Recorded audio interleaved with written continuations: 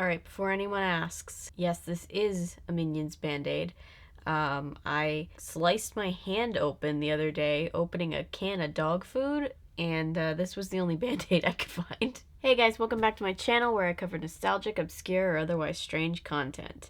Today we are doing the much requested, long-awaited video on the Haunted Mask 2, the sequel to the original Haunted Mask in the Goosebumps series. This was one of their two-part specials. The first one was very popular. I really loved it. I will link my video about it below so you can go check it out if you haven't seen it or haven't seen it in a while. But other than that, let's just jump right into it. All right, come on Netflix, play. We're jumping right into it. There we go. Whoa. Hello. I'm R.L. Stein. Hi, R.L. Stein. This is the basement of the store where the haunted mask was made. It looks as if the mask maker left in a very big hurry. Well, that's not good. Wonder why? I'm sure I'll find out. You'll soon find out. So this special starts out with Carly Beth, the main character from the first Haunted Mask, and her best friend. The two boys that bullied her in the first Haunted Mask are like hiding in the woods trying to scare them. But Carly Beth has grown. She's evolved like a Pokemon, and now in this new form, she's not scared of anything anymore. You were so much more fun last year, Carly Beth. I know, you're so much more scarable.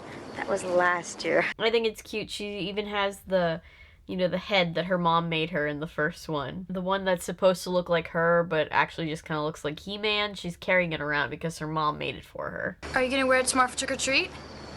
I don't want to take a chance on breaking it. I don't understand the thought process of, I'm gonna bring it to a party, but I'm not gonna bring it to trick-or-treating because something might happen to it while it's trick-or-treating. Like, it could have broken at the party too, right? Anyway, these boys want to know where she got her scary mask, like last year, and she tries to tell them that the mask was evil, and they don't believe her because people don't tend to believe you when you try to say that non-sentient objects are evil. Believe me, I've tried. I don't know what that means anyway.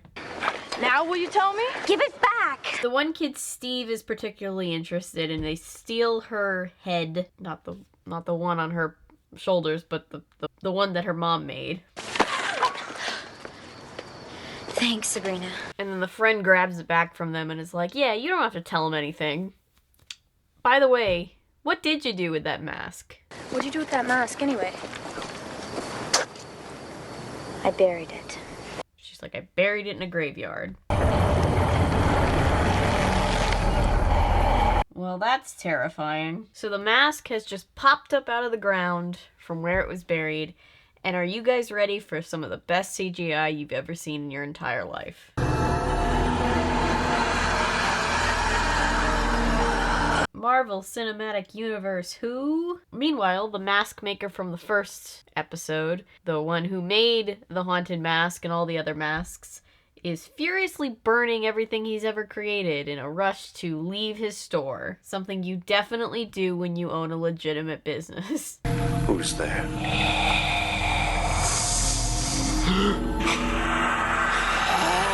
And the Haunted Mask, now that it can fly, comes back and is like, oh no, I don't think so, Mr. Man. I will stop you. Yeah, go for it. That little poker is definitely gonna be an even match against a magical mask. No. That flies. So the mask attacks the mask maker, and then it's on his face. Like, he's now forced to wear the mask. He's like the prisoner of the mask. How many times can I say the word mask in this video? Somebody keep tabs. This might be our last chance to do something really scary. So Steve is telling his friend that he's upset because he doesn't have a scary costume, and Halloween is tonight. Well, Halloween is today, but he says it's tonight. I'm bummed. Tonight's Halloween. Even though Halloween is a 24-hour ordeal. He starts having a full existential crisis. Life's passing us by, man. It's just passing us by. I'd say he's having a quarter-life crisis, but he's like 12. What is that, like an eighth of a life crisis? I don't know. Math is difficult. And then the mask maker, who's now wearing the haunted mask, is apparently just trekking around the school for some reason, and they see him run off, so they chase him, and they follow him all the way back to his store, which is now boarded up. Oh, where'd he go? I don't know, he was right here. That dog in the background has nothing to do with anything. Do you think they hired a dog for that, or do you think a random dog just ran into the shot and they lived with it? They find an unlocked door into the back of the store, so they sneak in. Are you coming? No. The one kid leaves, but Steve just ventures down into the basement alone. And after some rooting around, he finds this one mask. It's not the same haunted mask from the first haunted mask, but it is haunted, and it is a mask. Are you following this? Does this make any sense? He takes it back home and tries it on, just like Carly Beth did in the first one. Yes. Steve? Yeah, I'll be right out, Mom. He hides it from his mom before she walks in. I heard someone. Yeah, well, you're supposed to knock first. She did knock. I did. There's actually a lot of parallels to the first one, because, like, his mom has handmade him a pirate costume, just like Carly Rae's. Not Carly Rae, I was thinking Carly Rae Jepsen. She's not Carly Rae Jepsen, the pop star. Carly Beth's mom in the first Haunted Mask made her that chicken costume that she hated. And this is like that. Wow, pirate. Wait, what happened to that door? There's like doodles all over it. Mom, where are you? Aw, speaking of the chicken costume, she's wearing it this year. That's adorable. Meanwhile, the original Haunted Mask and its new wearer are stalking her and trying to laugh maniacally, but it just kind of sounds like a cat hawking up a hairball. Very unpleasant. Do you have that mask from last year? You're lucky you only put it on once. Why? Because if you put it on 3 times, it doesn't come off. Yeah, she's definitely got a lot of trauma that she still has to deal with regarding the Haunted Mask, and I don't blame her. But she's with her friend, she's having fun. I know you don't like talking about it, but I just wanted to say whatever happened, I'm just glad you're happy and we're out here having fun. They're really struggling with this ADR, but that's kind of beside the point. The other boy, the one that did not get a haunted mask, he's dressed up like a soprano, I guess. Where's Steve? I don't know. We found this old party store. He mentions that they found the old mask shop, and Carly is super sketched out, even though she doesn't know the half of it yet. Sparky, what's the matter with you? Steve's dog is also sketched out because the dog somehow knows that he has the mask. But Steve sneaks out and puts the mask on for the second time. If you remember from before, Carly mentioned that you have to put it on 3 times and then it does not come off. Who are you? Don't be afraid. He scares his friend, who is not too pleased. No, Chuck, wait! Chuck! Chuck. His friend's name is Chuck. It feels like skin. Dry old skin. I know. Ew. And he takes it off and puts it back on, so now it's been 3 times. Oh, thank you. Give it to me! Make me. He's only terrorizing other kids for a moment before he realizes that something is very wrong. What's wrong with you? I just feel so tired. Energy is what I need. I love that he dumps out the candy, and the candy is apparently all from the same place, even though it's trick-or-treating candy and it's supposed to come from all different houses, because look, they're all in the same wrappers. Leave me alone. You're nothing to me. Forget you then. Yeah, forget you. It's like the kids show version of saying fuck you. Trick or treat! Here we go. One for the duck. Thank you. And one for the cat. Aw, this guy's so adorable. So Chuck goes to the girls for help because he knows something is very wrong. At the party store? Did he get it at the party store? I thought you said it was out of business. Yeah, Chuck, I thought you said it was out of business. Do you think saying it twice is gonna help anybody? And meanwhile, Steve's just having a rough time. Like, Carly just was slowly turning into this terrifying monster, but Steve is turning into an old man, which is a strange direction to go, but it is very creepy. It was so real. It was like skin. I'd like to mention that this is the halfway point. This is a 2-part special, and we are now entering the 2nd episode, so consider this your intermission. Unwrap all your hard candies now. Oh, I'm drinking this, like, sugar-free, 0-calorie Kool-Aid, basically, but it's very sweet, and it kind of tastes like liquid gummy bears. I don't know if I like it or not. Anyway, back to the show. I need water. Please. Steve's trying to get help from any random passerby, but nobody wants to help him. Oh yeah, sorry to all the arachnophobics out there. Arachnophobes? Arachnophobes. Sorry, there's a lot of spiders. The mask is getting tighter, and he finally finds these two kids that are reluctantly willing to help him. Oh, you smell, mister. Take it off. I don't see any bottom to this mask. Underneath my shirt. There should be a line.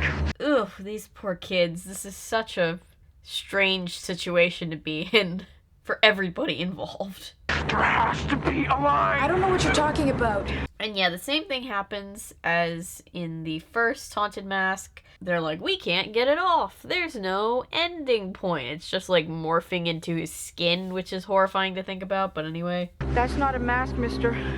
That's your face. As Steve limps around with an old man walking stick that he found in the woods. It's just a stick, but he's using it like a cane. The other kids go back to the boarded up mask shop to try to get some answers. Carly is pissed. Why do you think Steve would come back here? Because that's what I did. She explains that the only way to stop the mask or to get it back off after the third time is to find a symbol of love, like she did in the first one. He told me to find a symbol of love. And I think it has to happen before midnight, but she doesn't really specify. But it's implied. Carly makes them all look around inside because she thinks Steve might be there. He's not, and the other kids are getting freaked out, so they leave. And then who sneaks up on Steve in the woods but the original Haunted Mask? Your face, so old, so hideous.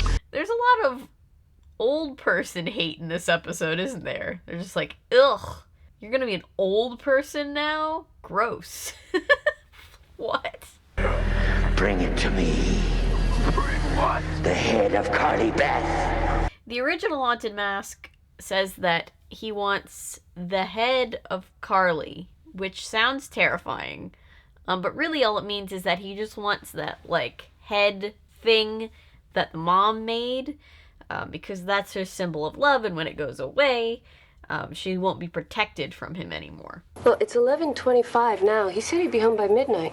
The girls go check with Steve's mom, find out that he's not home, and avoid telling her that her son is possessed by a haunted mask. Meanwhile, Steve is going to Carly's house to ask her mom for water. Just a glass of water, please. He really wants to sneak in and steal the head thing that she made, but he also does need water. But when she goes in to get water, he sneaks into the house and hides.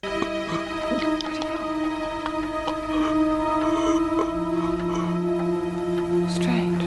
Somehow she doesn't see him here. I don't know why. Peripheral vision does not exist in TV. But he manages to steal the head and get out of there, and it's 15 minutes till midnight, which is his deadline, so he's gotta hurry. He heads back to the very misty graveyard where she hid the mask the first time.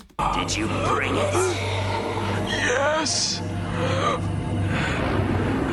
I know the original mask guy is supposed to be terrifying, and he kind of is, but every time I see him, I just think of Dark Kermit.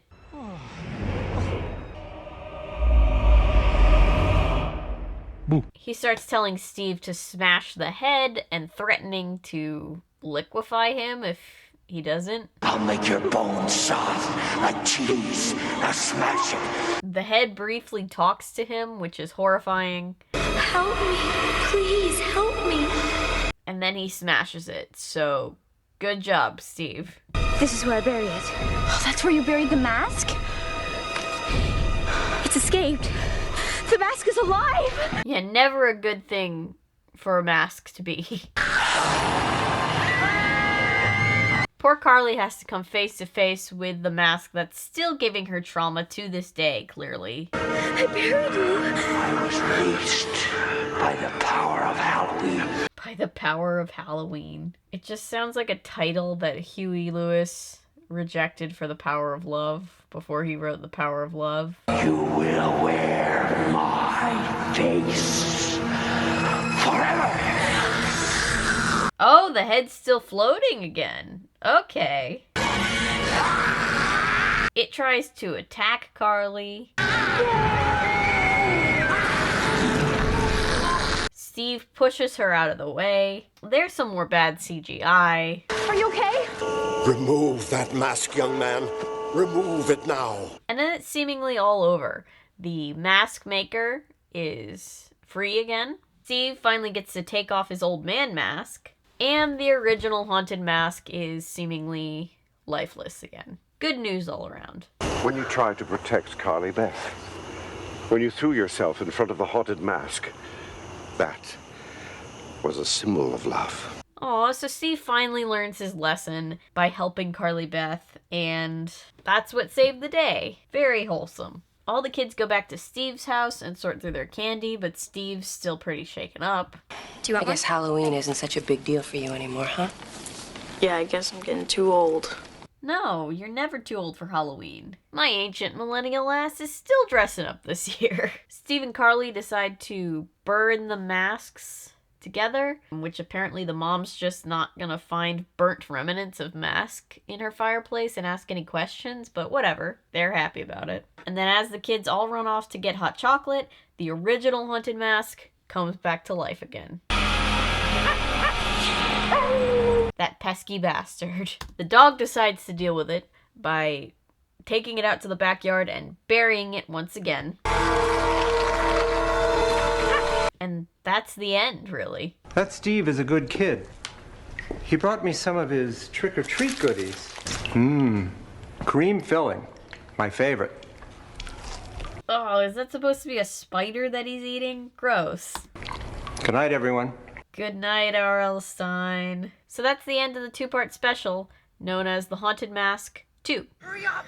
Oh god, I'm getting a very loud promo for the next episode. Anyway, tell me what you guys thought about this one in the comments. Does it hold up to the first one? Does it not? I thought this one was another pretty solid episode. The original Haunted Mask is, I think, one of my favorite Goosebumps.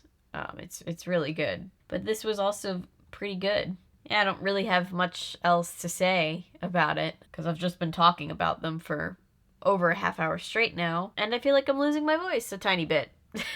So I will wrap up the video here. Thank you for suggesting this. I'm sorry it took so long to get done, but we're finally here. Thank you for being here. Thank you for watching, liking, commenting, subscribing, sharing.